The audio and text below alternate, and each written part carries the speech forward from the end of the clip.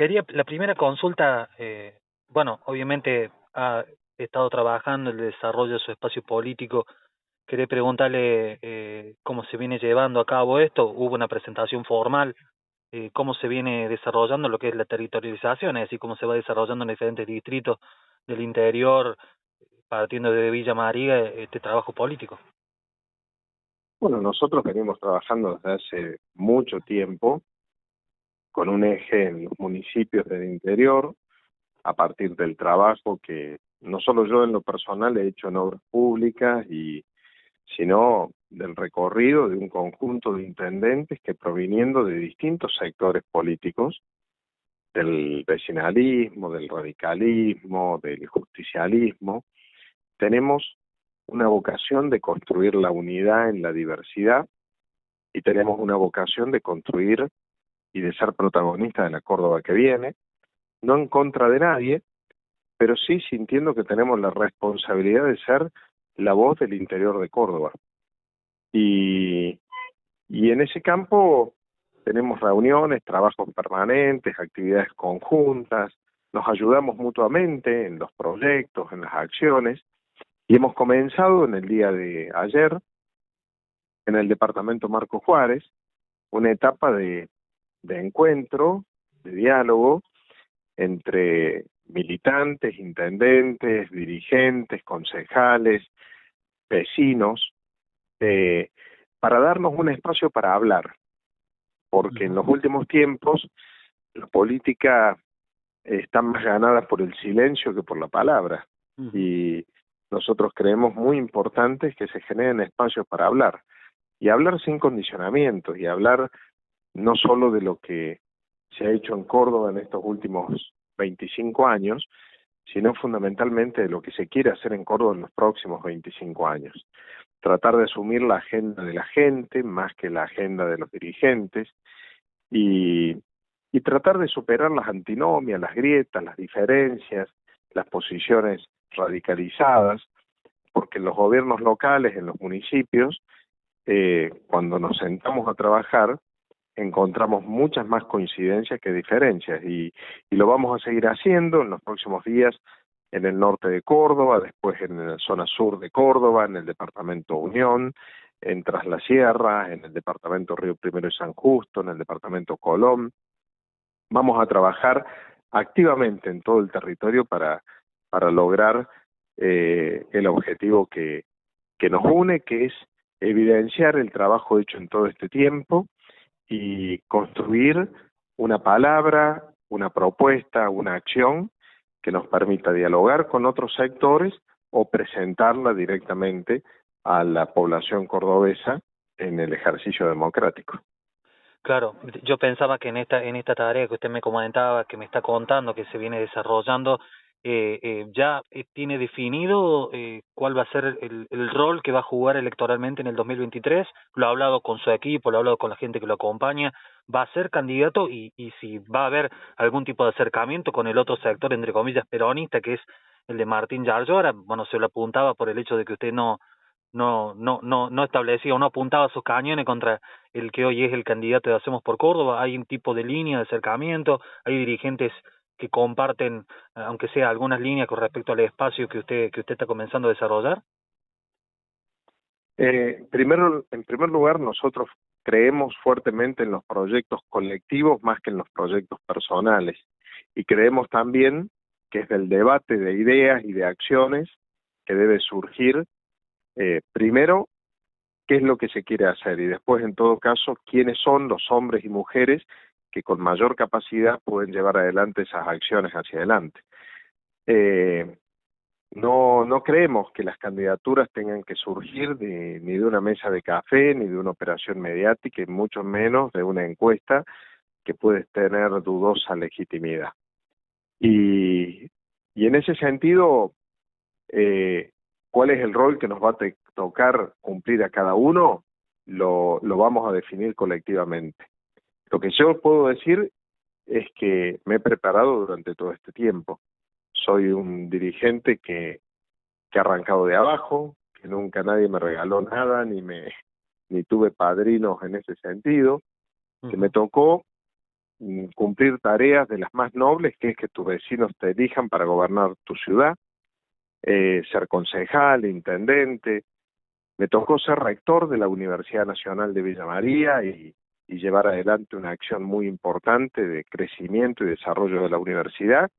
Y después me tocó estar en cargos nacionales de mucha relevancia, como la Secretaría de Políticas Universitarias de la Nación o el Viceministerio de Obras Públicas de la Nación o el cargo de diputado nacional. Y todo eso me ha significado un aprendizaje, me ha significado la oportunidad de aprender, de prepararme, de capacitarme.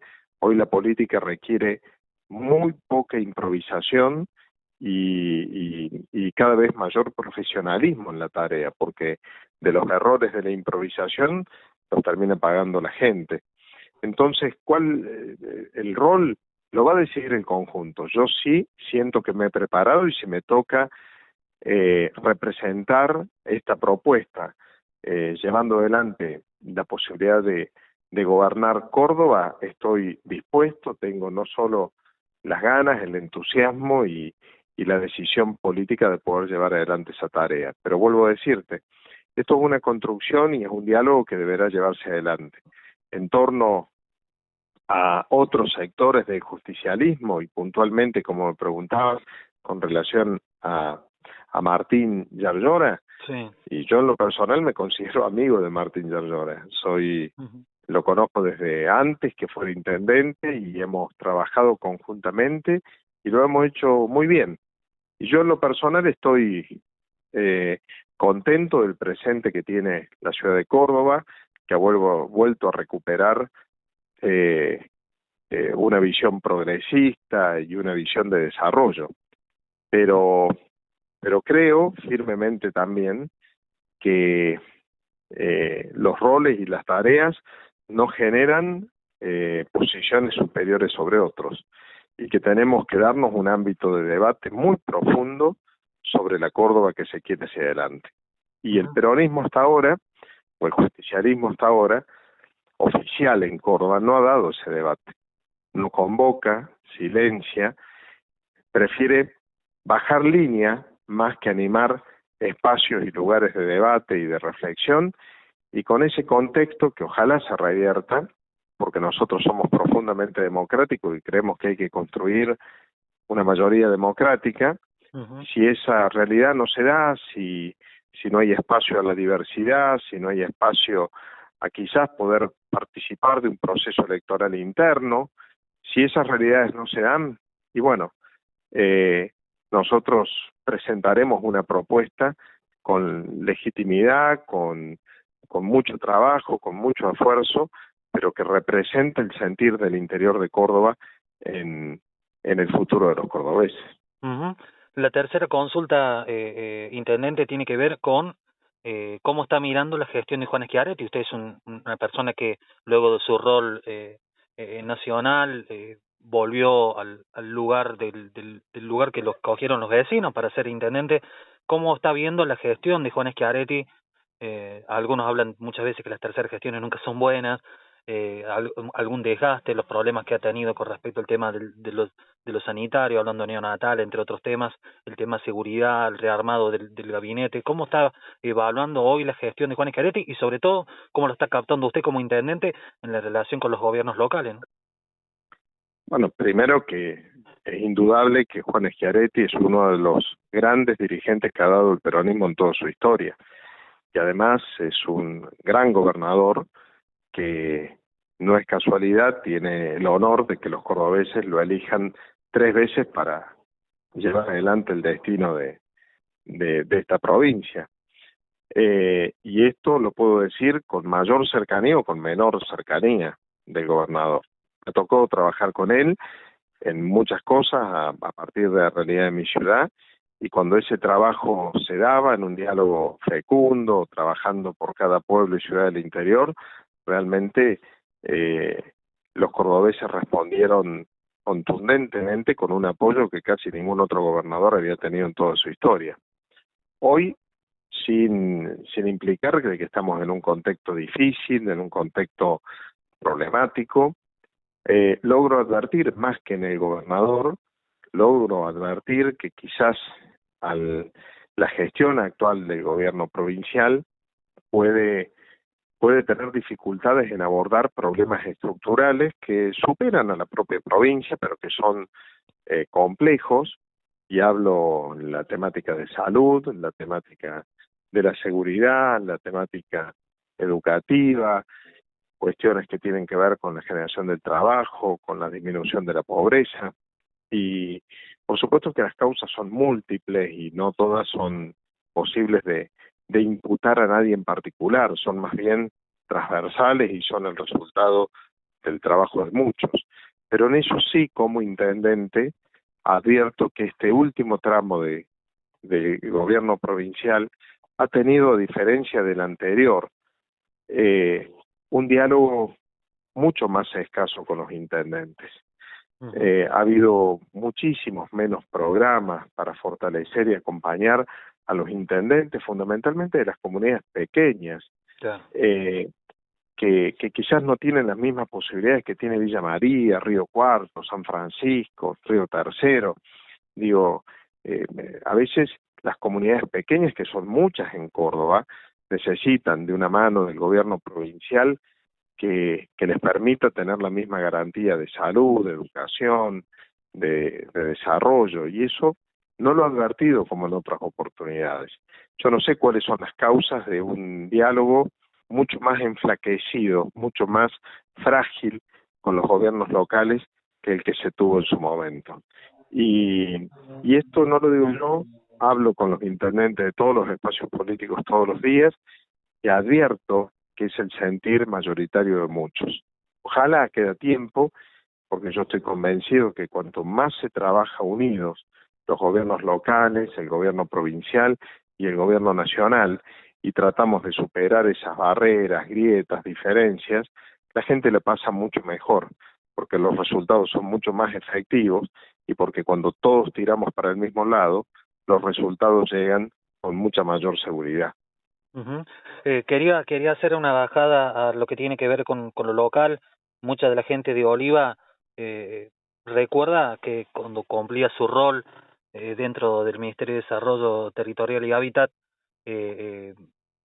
casi fue el funcionario a través de la historia que más visitó Oliva.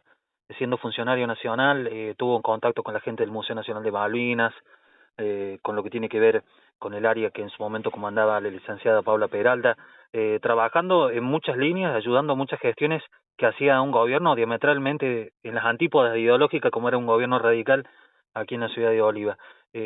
Usted seguramente tendrá contacto con la gente que hoy está en la Secretaría de Obras Públicas. Porque sí, Claro. Yo estoy convencido de eso, ¿no? Estoy convencido, y además tuvimos una instrucción del ministro Gabriel Catopodis y del presidente Alberto Fernández, que fue superar las grietas y llegar a todos.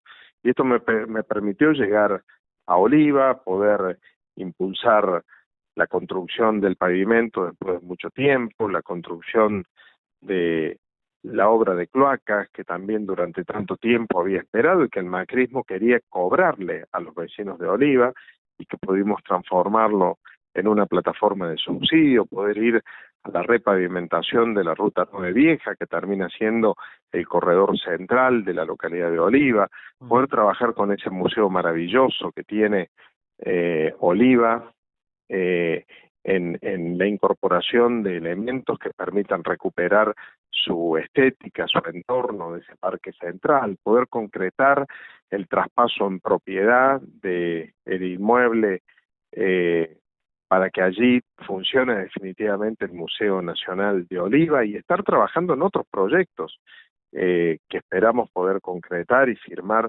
muy pronto, que tengan que ver con una primera etapa de la sede física del museo para honor a esa causa nacional que nos une.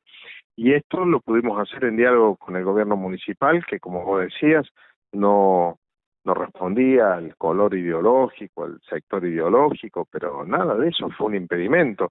Y a mí en lo personal me permitió conocer a dirigentes muy importantes en la localidad de Oliva que no había conocido con anterioridad. Vos nombraste recién a Paula, y cuando estaba en Buenos Aires la que llamaba, la que visitaba, la que recorría, la que empujaba los proyectos, levantaba el teléfono, peleaba para que Oliva pudiera avanzar y lograr estos resultados, siempre fue Paula, y conocí a una mujer de una calidad institucional increíble, que realmente me hace orgulloso de que hoy podamos estar trabajando conjuntamente en muchos lineamientos, porque a pesar de no estar ya en la función pública municipal, sigue enormemente preocupada por el progreso de la localidad. Es una gran dirigente y se lo he dicho a ella personalmente. Paula tiene un enorme futuro como dirigente, como mujer, en los roles que le toque cumplir, por ejemplo, en la ciudad de Oliva. Ujú. La última consulta y lo libero, Intendente, sé que tiene una agenda apretada, como todo diga, incluso y sobre todo hábil, pero la última consulta tiene que ver con el análisis con respecto al gobierno nacional. Usted fue parte, conoció de primera mano al presidente Alberto Fernández, a la vicepresidenta Cristina Fernández de Kirchner, a las diferentes dinámicas, porque creo que dentro de un mismo gobierno creo que hubo 2 o 3 dinámicas totalmente distintas. En 2019, el fines del 2019, lo que tiene que ver con el tema de la pandemia y demás. ¿Cómo está viendo la dinámica? ¿Cómo está viendo el desarrollo, el desandar político del gobierno? Y si obviamente lo ve con expectativas electorales para el 2023. Bueno, creo que al gobierno nacional le ha tocado una de las etapas más difíciles en la historia. Primero, una pandemia económica de enorme magnitud que tiene un responsable directo que ha sido el macrismo y que hipotecó al Estado Nacional hasta ponerlo en un estado de cesación de pagos y de quiebra.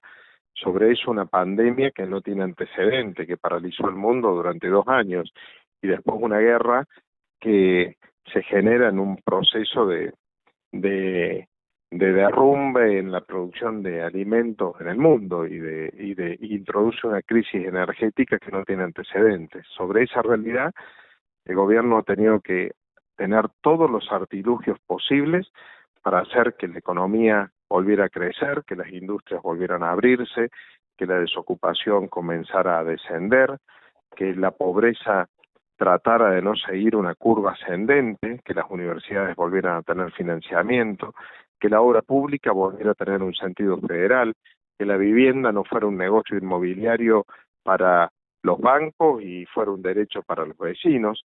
Y cada una de estas cosas, en mayor o menor medida, con mayor o menor dificultad, se fueron concretando, pero no son suficientes, porque falta fundamentalmente la mejora en el bolsillo de la gente, que ve hoy en la inflación producto de un elemento multicausal. Recordemos que en el 2019, y aún con un préstamo de 54.000 millones de dólares, la inflación fue del 54%. Claro. Es decir, digo porque a veces nos olvidamos de esa historia, pero que es imperioso tener que reducirla, es imperioso iniciar un proceso de reducción que no sea a costa de parar el país. Porque si el día de mañana la economía se cerrara, se hiciera un ajuste abismal que le quitara el derecho a las personas y que pudiéramos llegar a realizar un recorte impresionante de los beneficios sociales, de la obra pública, de la inversión del Estado, y muy probablemente que la inflación comenzaría a bajar. Pero claro, una inflación que baja, con una industria que cierra, con un trabajo que se pierde, con una universidad que se cierra, y tampoco es negocio para muchos. El gran desafío que tiene el gobierno es que la inflación se desacelere progresivamente sin estancar el crecimiento económico que hoy se tiene. Yo veo a un ministro de Economía como Sergio Massa, muy concentrado en sus funciones, que no se está prestando a la politiquería barata, que tiene un equipo aceitado tanto en agricultura, en industria, como en economía, que está poniendo todo su esfuerzo y se le está jugando para que este desafío sea posible. Se lo dije la semana pasada en una reunión con él, no es una tarea fácil, es una tarea dificilísima. Sin embargo, ha empezado a haber resultados. La caída libre que se había dado después de la firma con el acuerdo con el fondo ha empezado a revertirse. Hoy se ha estabilizado la situación de las reservas, no solo ya no se pierden, sino que progresivamente todos los días se van ganando divisas para el Tesoro Nacional, que es clave para el funcionamiento de la economía, y la inflación, que había tenido una espiral de crecimiento sostenido, empieza a tener un tenso equilibrio y una mirada hacia el descenso, que va a ser progresivo y debe ser progresivo. Yo aspiro a que el año que viene las metas que el presupuesto se ha planteado puedan ir cumpliéndose, que si este año terminamos con una inflación del 100%, el año que viene podamos tener una inflación del 60%, que no es lo ideal, sigue siendo altísima, pero que quizás tendrá otro año con una inflación del 30% y así podamos ir recuperando un esquema de normalidad. Tenemos que ser un país normal. ¿Sabes por qué? Porque en el futuro la Argentina tiene un destino de enorme grandeza, porque el ser la reserva más importante de petróleo o de gas no convencional, a ser la reserva más importante del litio, a ser la reserva de hidrógeno quizás más importante del mundo, a tener los recursos naturales que se posee y tener una capacidad de producción de alimentos quizás multiplicable por 10 lo que hoy se produce, uno podría decir que somos un país lleno de oportunidades. ¿De qué depende?